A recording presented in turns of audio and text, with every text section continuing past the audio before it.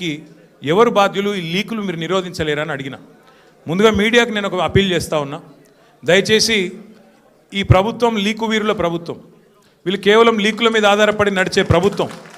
ఈ ప్రభుత్వం ఇచ్చే అడ్డగోలు లీకులను దయచేసి మీడియా కూడా మీరు ఇష్టానుసారంగా ప్రచురించకండి. దానిలో వాస్తవం ఎంత అవాస్తవం ఎంత ఒకసారి దయచేసి చెక్ చేసుకోండి అని చెప్పి నా ప్రార్థన. మొన్న హరీష్ రావు గారు పోయి రాగానే నేను ఆశ్చర్యపోయాను. వాళ్ళు ఇష్టం ఉన్న కథనాలు. హరీష్ రావు గారికి ఇంటి నుంచి భోజనం వచ్చిందని ఒకరు, హరీష్ రావు గారు ఇట్లా అయ్యారు అట్లా అయ్యారని ఎవరు ఇంకొకరు ఒకరు, హరీష్ రావు గారు ఇట్లా అయ్యారు అట్లా అయ్యారని ఎవరు ఇంకో 16 ప్రశ్నలు అడిగినారని ఇంకొకరు, తెల్లారి మళ్ళీ పేపర్లలో అదే అండి, తెల్లారి పేపర్లలో ఇంకోటి, ఇవాళ నేను అక్కడ ఉన్నప్పుడు కూడా అట్లా చేసింటారు, ఫలానా ఆయన తీసుకొచ్చారు, ఇట్లా చేశారు, ఉక్కిరి బిక్కిరి, ఇన్ని ప్రశ్నలు.